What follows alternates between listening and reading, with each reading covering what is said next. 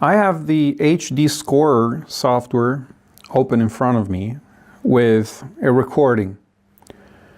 And what I would like to show today is my way that I like to use to progressively score a night in such a way that A, I get some kind of idea of the night beforehand as quickly as possible, and B, I leave some of the difficult choices as the last step. Now you might want to interrupt the process about 2/3 of the way in, because even at that point you have some good idea of what the night is looking like without obsessing over details. It just depends on what kind of precision you want to achieve. See, when you open a file acquired with ZMax under the scoring software, it shows a spectrogram at the top together with a light envelope. The light envelope here is simply the amount of light in the room. So I can very easily just click here and set my lights out time, and click here and set my lights on time. And I'm immediately going to score everything after lights on and everything prior to lights out as wake. The second thing that I do is go back and forth a little between the regular spectrogram and the X-ray of the spectrogram to understand what the phenotype of the user is.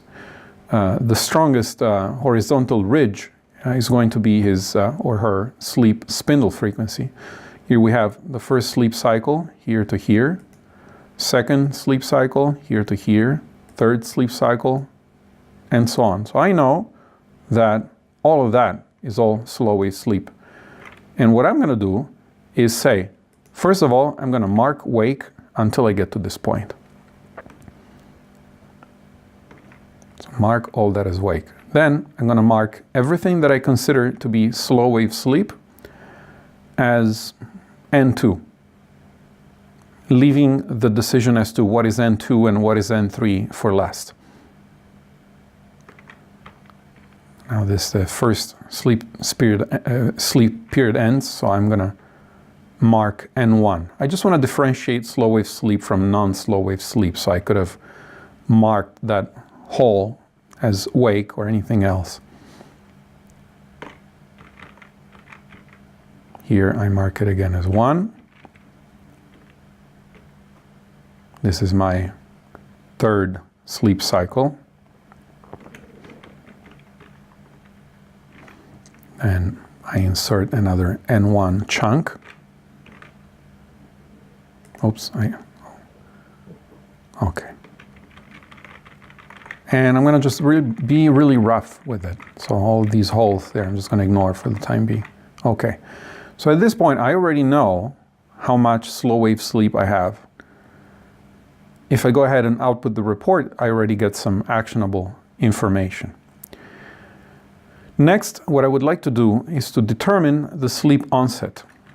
So I move from my certain N2 beginning backwards until I find some evidence for N1 sleep and when N1 sleep ends. And I decide that it's here. All of this part, whoops, I think I'm pushing too many times on the keyboard. All I'm doing is pushing the 2 key for N2, the 1 key for N1, a W for wake, R for REM. And these buttons here do the exact same thing. But so I decided that my N1 starts, it's a little bit too early, right here. See, a lot of slow rolling eye movements.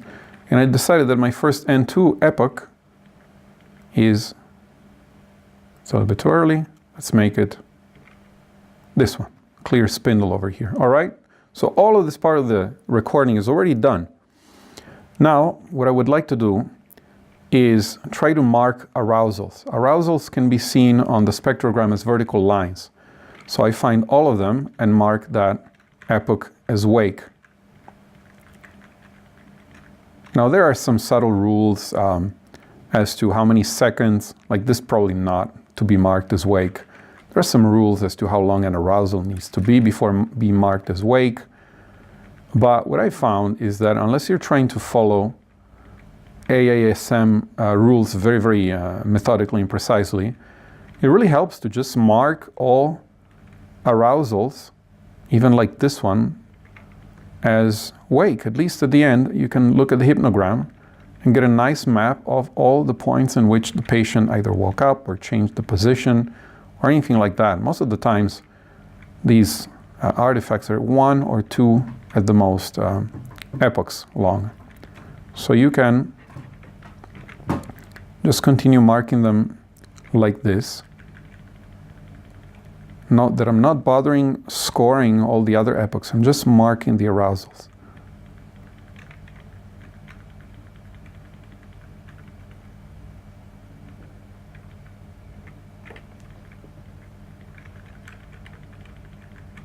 Oops, missed one there. Got that one. There's another arousal. I'm not even going to sweat the length, you know.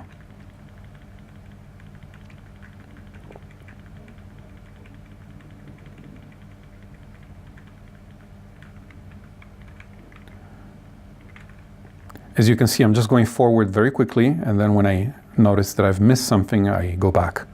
And I'm doing that by pushing the arrow keys on the keyboard. So I've already done half of it. This one, yeah, small accelerometric artifact, but big EEG signal artifact. So I still score it as an artifact. Oh, missed one there. Another one over here. And you can do another pass later. You can look at all of these and decide which ones are real and which ones are not. The idea is to introduce some kind of repeatability or some kind of batch processing, if you want to call it that, where you're just repeating a very simple mental task on the whole recording for all the epochs. And this really speeds things up. Because it's very easy for me to go through these. I don't know what am I spending on each one of them, perhaps 50 to 100 milliseconds. And I can immediately see where there's an arousal. But if I have to analyze each one separately and try to figure out, is it a 1, is it a 2, is it REM, then the mental task there is far more complex and it's not time efficient in my view. Okay, we're, I think, 2/3 of the way in, so this phase will be done in a minute.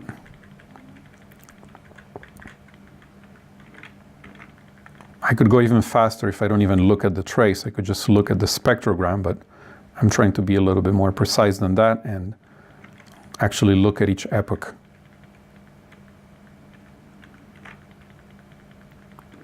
The green signal, obviously, is the accelerometric data representing the movement of the patient. So whenever there's movement, that's an arousal. Okay. Almost done. Lots of eye movements there. I could score that, but I'm not going to. I'll leave that for later. Because as I've said, I want to have one single focus and one single repetitive mental task that I can quickly do in all of the epochs in the same fashion.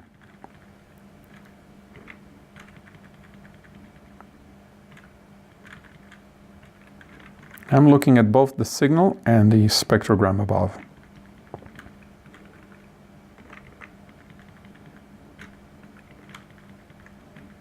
You can see how the hypnogram is getting overlaid onto the spectrogram. We're almost done and we're awake. Perfect. I'm going to save so I don't lose my progress. What's the next phase? I would say that the next phase is to figure out in these, I call them holes, but it's phases of non-slow wave sleep that occur in between periods of slow wave sleep. I don't want to do this, but I'm just going to mark this as N2 because I saw a spindle and a K complex. Sort of goes against what I'm trying to propose here, but I couldn't help it here too. See, the spectrogram gives you 1 degree of resolution, and the signal has obviously higher resolution. So it's sort of up to you whether you want to go and trying to split hair right away or whether you want to leave it for later. Okay, fine. So next thing I'm going to do is try to find where the eye movements occur. And I know where to look for them because slow wave sleep has already been marked as temporary N2, awaiting further diversification. So I just go through the whole recording trying to find eye movements. This could be, I'm not completely sure, but I know that this is probably a REM area. I know that because, see, this is clear eye movement. This is also. I know that it should be a REM because that's a hole in between 2 sleep cycles, so some sleeping should occur here.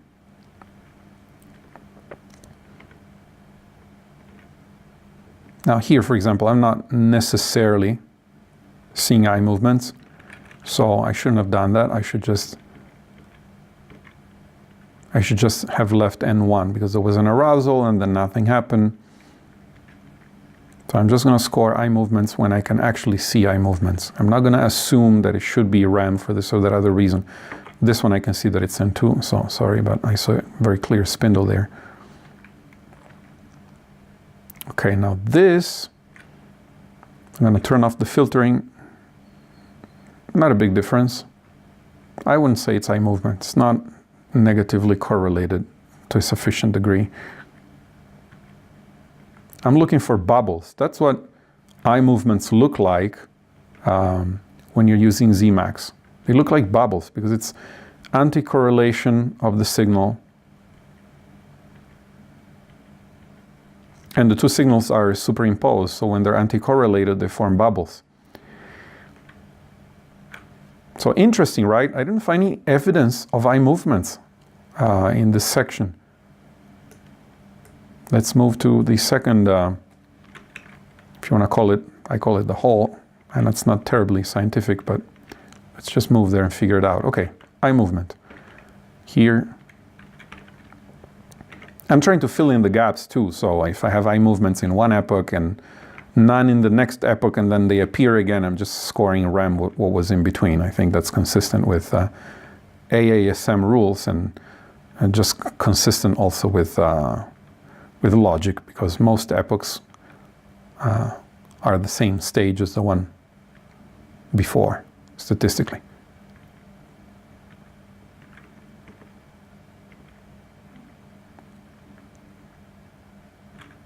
And 2, yes, okay. Looking for more eye movements. Now these things right here, I want to show. These things, that's what happens when you have eye movement that is actually up to down. And it occurs very infrequently, turns out, during REM sleep, or even during wake. Most movements are left to right. And when you have these things, they're not alone, meaning that they co-occur with left-right eye movements. But in this case, it seems like perhaps it was a dream of looking up and then down, so I'm only seeing up to down movements, and that's fine. They're very rare, so recognizing them is not even that important.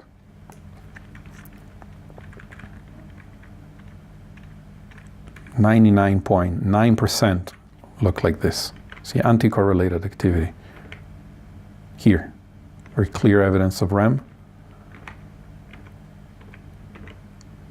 Continuing to be very clear evidence of REM. So this is a nice long dream, stable REM sleep.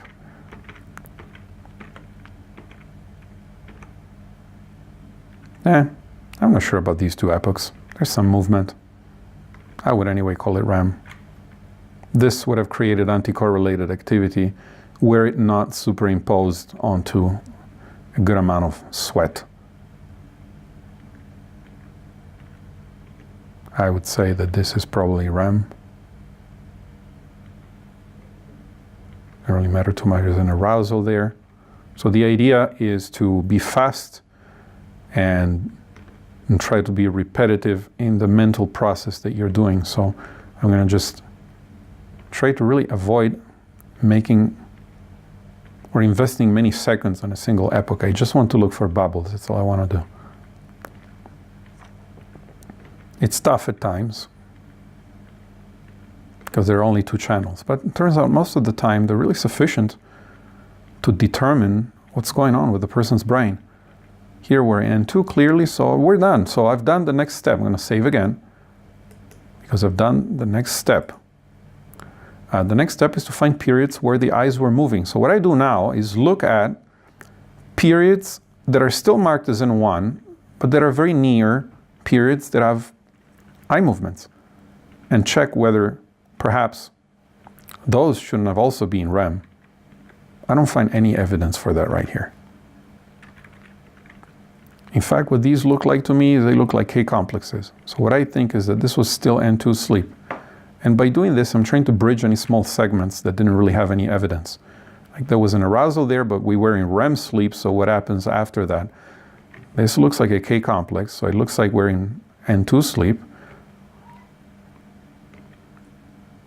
This looks like N2 sleep as well. That looks like N2 sleep as well. So this is perhaps all N2, despite the fact that spindles largely disappear. In fact, we can see them better on the X-ray. If you look at the X-ray, actually there were some spindles there, you see. That's why the X-ray is so useful, because it highlights very faint activity. So this is actually a period of unstable N2 sleep. And unstable N2 sleep has only one spindle every once in a while. Like here we have one spindle in like a minute and a half. So clearly the spectrogram doesn't reflect that, but it doesn't really matter very much because we can see that from the spectrogram. But sorry, I'm going against the criterion that I was trying to propose now by looking at things way into detail. All I wanted to do here is move towards chunks that were not scored as REM to see if, knowing that there's an adjacent REM, we can actually make a better determination, or whether they should just be left as N1. Like this chunk right here. There's a nice hole. No eye movements in there. This is sweat, so don't mistake them for anything else. That's just sweat. And I'm seeing some, I don't know what that is. It could be alpha or theta. I really don't know. Unknown, so I leave it as N1. Here, just repeating the same kind of logic for every one of these chunks that have been left unscored. And I can't really tell. So where I have 0 evidence, I leave N1. Now somebody might say, listen, this was clearly a period of REM. So even though we don't have any eye movements, you know what, you should really have scored as REM in these gaps too. And that's partly subjective, and partly it depends how closely you want to follow the AASM rules. In this case, I want to have an evidence-based scoring that reflects what I think is going on the underlying physiological activity. So it looks like we're almost done. The last thing that remains here is to divide all the slow wave sleep into either N2 or N3. So for the time being, I've scored everything as N2. So what I need to do is go in and figure out where N3 is. The first cycle is the easiest to do this kind of process because N3 occurs quite soon and it's quite strong. So I can get a good idea of the threshold. Also during the first sleep cycle, sweat is usually not that prevalent. So I'm using the first sleep cycle to move through the signal and try to find where I would place a threshold. Now I want to move the cursor out of the way and direct your attention to this portion of the spectrum, the higher portion. Not the sleep spindles, but what's going on below. Because if we're going to divide N2 sleep and N3 sleep, we need to have some kind of biological significance. And so if there's a state change within the brain, some kind of really significant change in the activity pattern, you should see this kind of, well, you can see there's a gradual increase in the intensity of the slow waves. But there should be a point at which you can sort of see some kind of edge. It's going to be very subtle, but there should be an edge nevertheless. If I look at this really carefully, I would place the edge right here. And that's just subjective, but let's see what happens. Let me make a mark there. Just put an N3 just to have a mark and move to the left. And then trying to move to the right and see if actually I've pinpointed. It seems viable to me. It seems to me that that's rational to place it there. So I would call this the beginning of N3. And then what I would like to do is say, well, this is an arousal. So is the patient still in N3 before the arousal? And the answer to that, looking at these epochs, is a yes. So what I'm going to do is bridge all of this portion to the end. Of course, I'm paying a slight attention, not a tremendous amount of attention, but just to see if by any chance there's another state change and the patient goes back into N2 towards the middle of this. But it didn't happen. The activity is quite consistent. So we're done. The scoring up to epoch 146 is complete. It should be also very accurate. Now let's see what happens after the arousal. It seems to me that the patient goes right back into N3 sleep. Very nice, stable N3 activity. See, I told you this is the first sleep cycle, so not so much sweating, and N3 activity when it's present, it's very strong, very easy to determine. Now there's an arousal. What happens after that? Do we still get N3 type activity or N2? Now we start to get some mixed activity, I would say, because if you look at this epoch, yeah, so here it's right in between. If you want to be really anal with your AASM thresholds, you could go and count and say, okay, well, this is above the 75 microvolt range, these two horizontal lines. This is also above, this is also above, that's also above. So I'm going to call that more than 20% and score it as N3. And this one probably is the same. And we're getting close to the activity just going back to N2 at this point. This is N3 again. It really becomes subjective at this point, okay? So the idea is if your calculations depend a lot on what I just scored there, whether that was N2 or N3, then perhaps the calculations are a little bit too sensitive. Perhaps the calculations ought to be modified in such a way that when it's really some kind of borderline activity, it shouldn't matter that much. Now, at this point, since we're towards the end of the scoring, I am actually paying a substantial amount of attention to each epoch. I'm trying to figure out whether the activity is more like N2 or more like N3.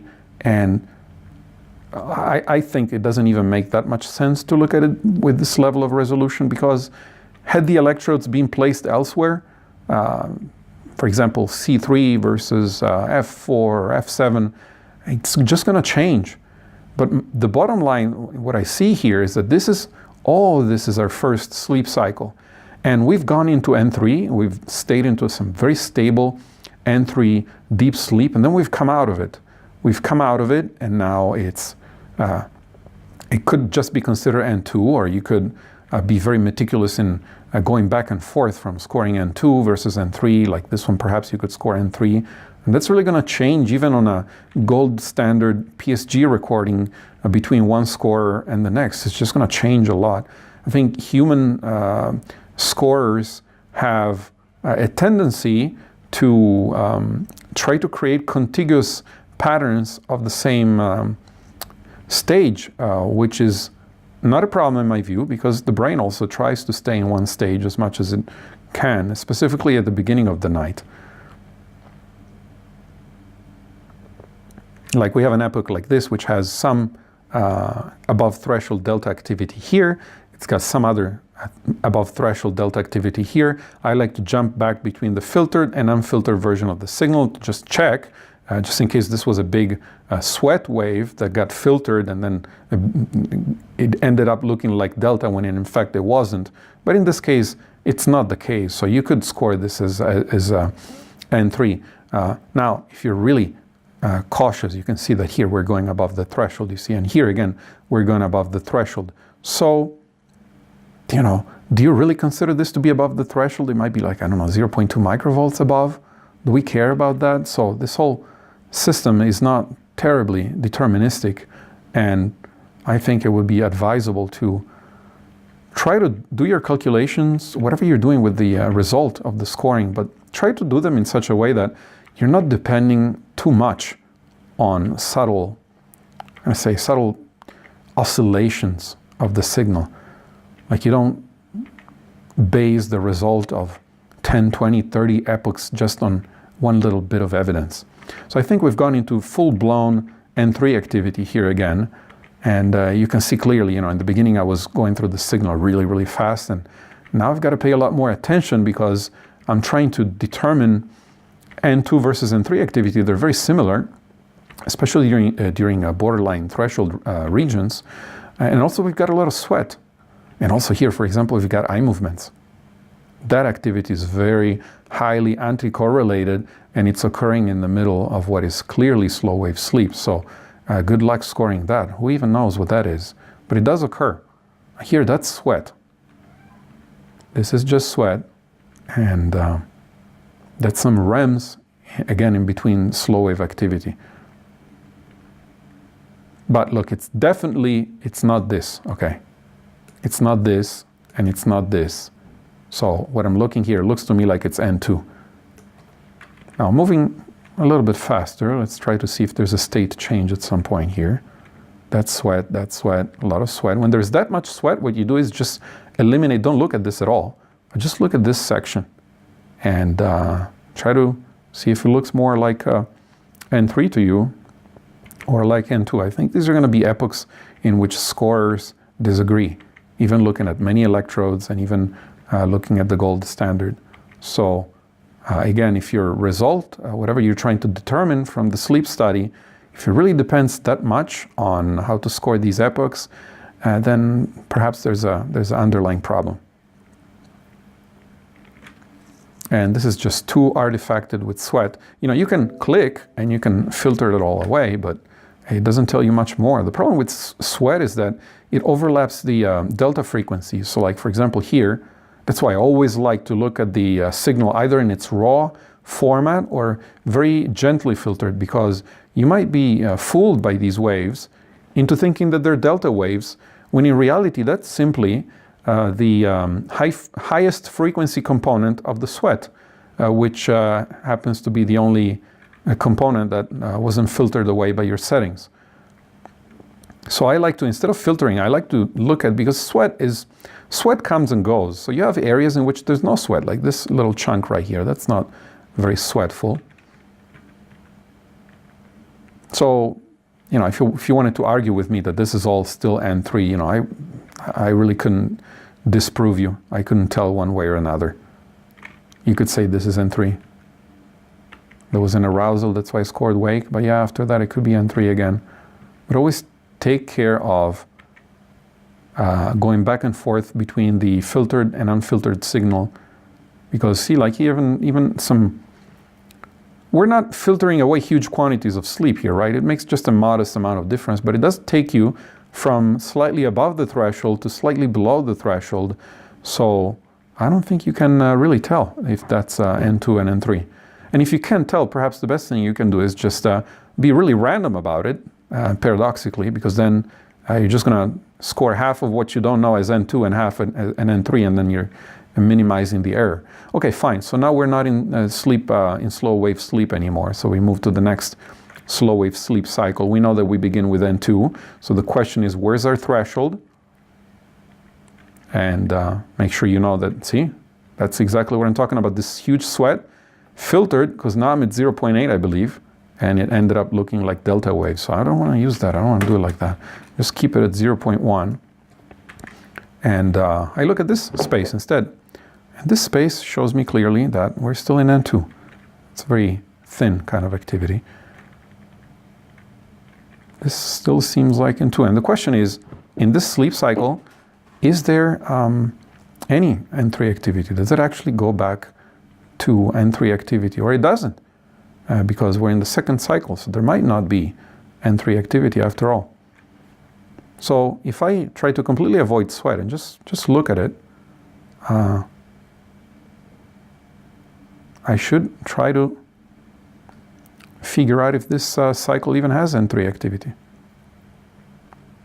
Kind of, right? Like if you take this portion right here, that looks like N3, but it's really hard to tell now what the threshold is going to be. So this is why you need to really limit sweating during acquisition. And the software, the ZMax HD recorder, software, as soon as it starts seeing anything remotely, this is extreme, but even just a little bit like this, it tells you, look, the patient is sweating. Do you want to do something about it? So if you're in a clinical setting where it's not a problem to have a brief awakening of the patient, although of course it's not ideal because it disturbs the sleep.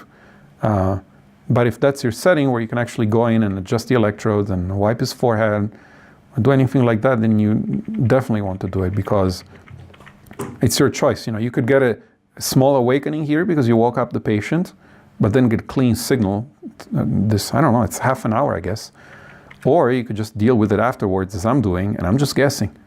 I'm just guessing because I know that these sections that appear between the sweat periods right here are kind of flattish, so they're definitely not exceeding the 75 microvolt peak-to-peak threshold.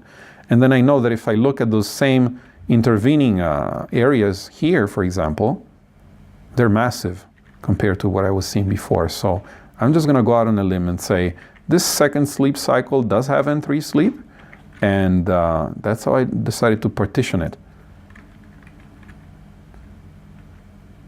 Here, now there was an arousal, so again, as we've seen before, this is mixed, I would say, N1 and, is mixed N2, N3 activity. So it really depends how you decide to look at it.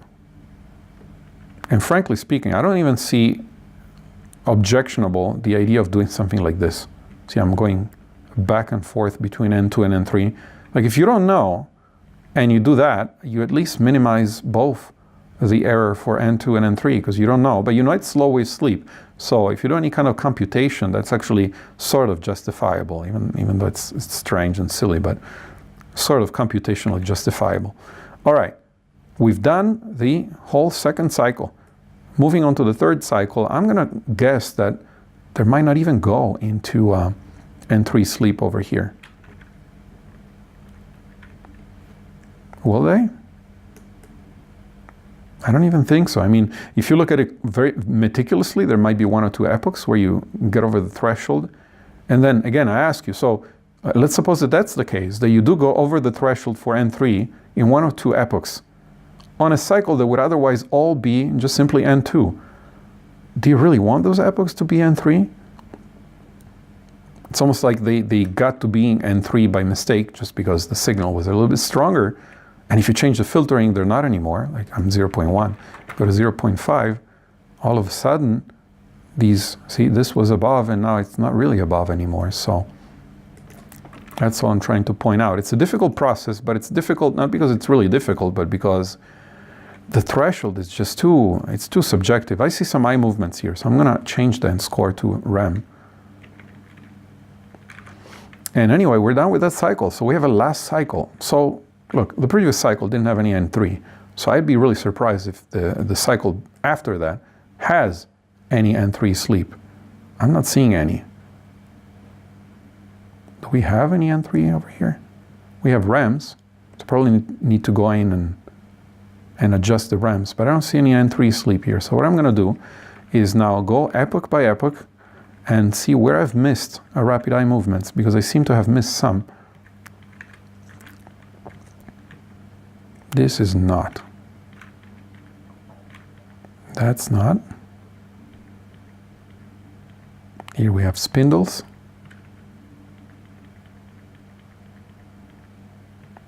I did spot a couple of places. Well, that could be, but there's also a spindle.